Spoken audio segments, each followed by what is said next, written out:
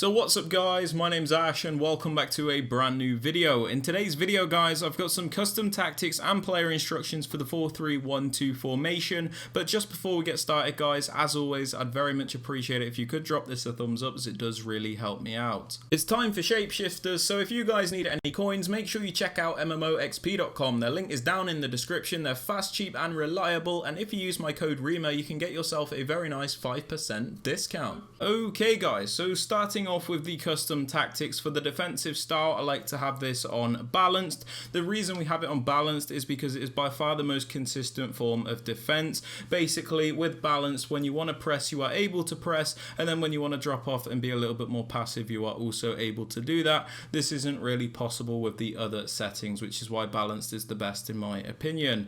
Moving on to the width guys, I have this on 40. This is so we can primarily defend in a nice narrow and compact shape, which will stop our opponents being able to attack right through the middle of us because we won't be leaving as many gaps. It's important not to lower the width too much, however, as it's important to maintain some of the natural width to stop the opponent just being able to attack you down the wing all the time. So we're primarily narrow but not too narrow at the same time.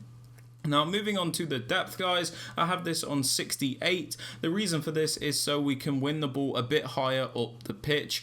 This is very effective for creating quick counter-attacking options, and basically when we have it on 68 as opposed to something like 72 or like even higher, the defensive line isn't too high to the point where through balls always destroy you, but it's high enough to the point where you can still win the ball higher up the pitch. I don't like having the depth too low either, as it feels like you're always getting pinned back, and that is not ideal in my opinion. Now moving on to build up play guys, I have this on balanced. The reason we have it on balanced is because it's the most varied form of build up and the most consistent in my opinion. When you use balance, you can pick and choose when and where you build up slower and when you want to build up a little bit faster, which is really nice as it does give you that variety which isn't possible with the other settings. For example, if you use fast build up, you're always going to have to play quickly. You can't randomly decide to slow it down. The same way if you use slow build up, you always have to play a little bit slower and you can't speed up. So balance just allows you to pick and choose when and where you use each type of build up. Moving on to chance creation guys, I very much suggest direct passing. This is because it's by far the most meta option in the game. When you use direct passing, your attacking players will bunch up against the opposition defenders, so you're able to do the very overpowered 1v1 isolation plays to get the best chances. Players will also make those extra movements in the box so you can get off the extra pass to guarantee the goals. Direct passing is extremely important in my opinion. Now moving on to the attacking width guys, I have this on 42. This is so we do attack in a primarily narrow way, but it's not too narrow to the point where your players like sat on top of each other, because that is not good either. We don't want to have the width crazy high though, otherwise your players just become way too spread apart and it becomes more of a wide formation than a narrow formation. Moving on to players in box guys, I have this on 4. This is so we can get a few players into the box for those chances, but we don't overcommit the entire team to the point where we're always at a risk of getting counter-attacked.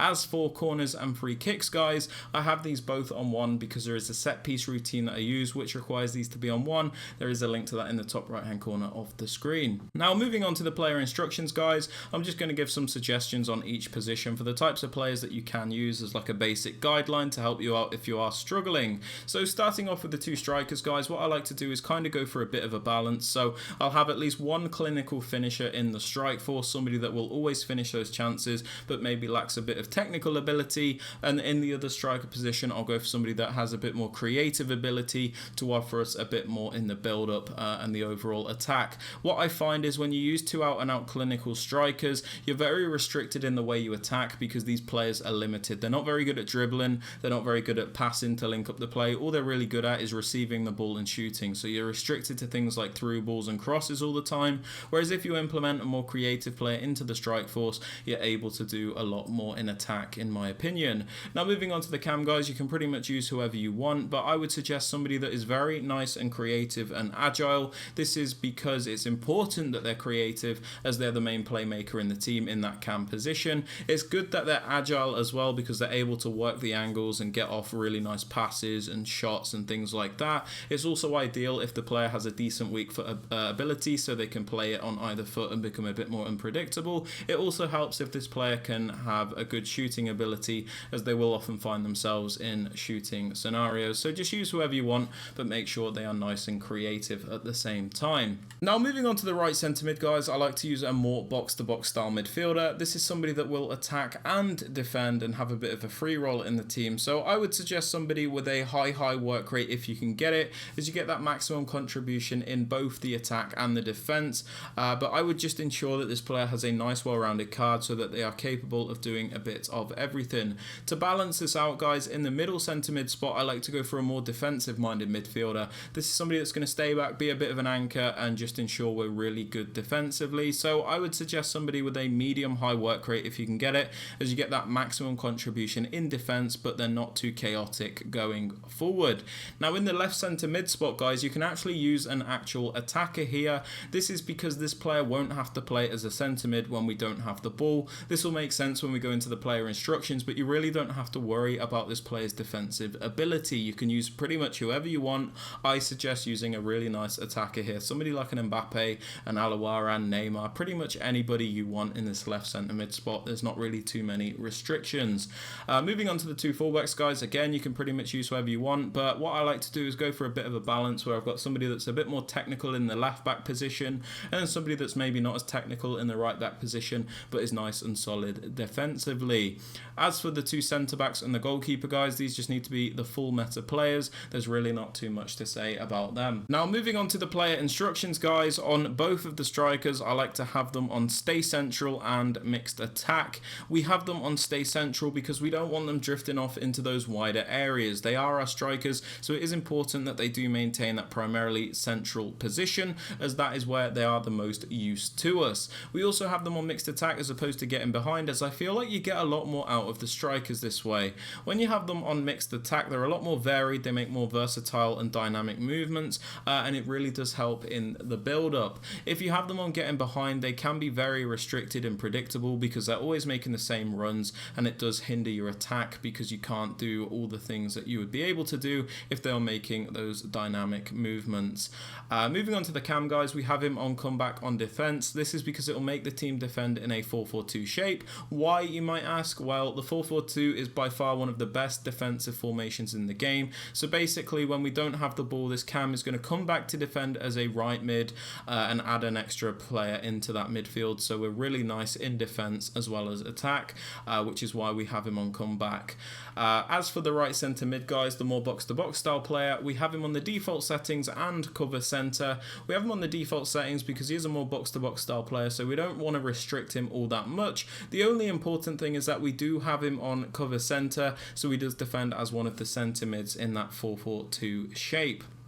Now moving on to the left centre mid, the middle centre mid, guys, the more defensive minded player. We have him on the stay back while attacking instruction, and then we leave the rest alone. But the most important thing is that we have him on cover centre, so he does defend as one of those centre mids in the 4-4-2 shape. Obviously we don't want him going forward because he is a defensive player, which is why we do have him on stay back while attacking. Now in the left centre mid spot, guys, where we use an actual attacker, we have him on get forward, get into the box for cross, and cover wing. We have him on get forward because he is an actual attacker, so we do want him to contribute to the attack. We have him on get into the box for cross, so he isn't hesitant to get into the penalty area. These two instructions make this player very attacking, which is what we want. And then the most important thing is that we have him on cover wing, so he does defend as a left mid in a 4-4-2 shape when we don't have the ball. Super important that we do have him on cover wing. So the way this team will set up when we don't have the ball is the back four will be the same. Saka will be a left mid, Casemiro left centre mid, Modric right centre mid, and Rafinha right mid. That's why I said that this left centre mid really doesn't require super good defensive stats, as they're not actually going to have to play as a centre mid when we don't have the ball. Now moving on to both fullbacks, guys, we have them on stay back while attacking and overlap. We have them on stay back, so our back four is always intact and we're not always getting through ball down the wing, which is super nice.